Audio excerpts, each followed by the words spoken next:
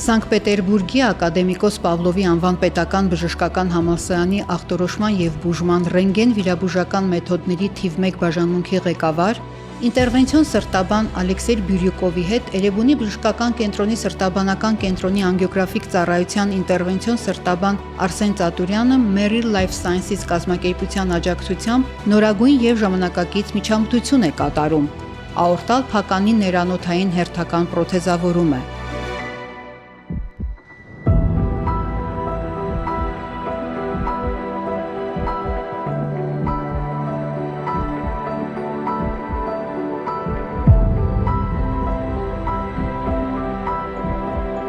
Յոթանասուն անց կնոջը սրտի նոր աորտալ փական է տեղադրվում՝ առանց կրծքավանդակը բացելու և սրտի արհեստական կանգի։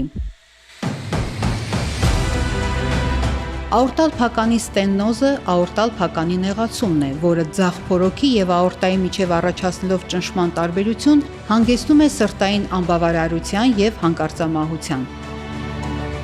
Աորտալ փականի կրիտիկական նեղացումը հիմնականում հանդիպում է 65 տարեկանից բարձր անձանց շրջանում 4-ից 5% դեպքերում։ Հիմնական գանգատները համարվում են հեվոցը, կրծքավանդակի ցավը, գլխապտույտը և ուշագնացությունը։ Աորտալ փականի նեղացումը ախտորոշում է սրտաբանը զննության և էխոկարդիոգրաֆիկ հետազոտության միջոցով։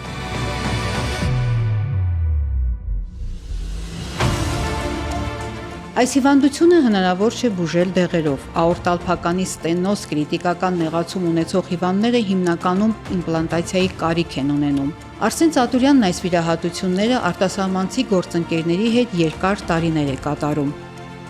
Անգիոգրաֆիկ սարքով ռենտգենյան ճառագայթներով ստացված պատկերների միջոցով ոտքի զարկերակից ներանոթային ճանապարհով հասնելով սրտի աորտալ փականի մակարդակին տեղադրվում է նոր փականը հին փականի տեղում։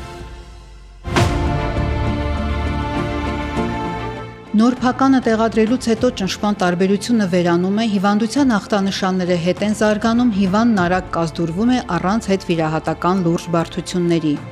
Այսօր ժամանակակից աշխարհում տարեցտարի մեծանում է աորտալ փականի ներանոթային պրոթեզավորման դեպքերի թիվը։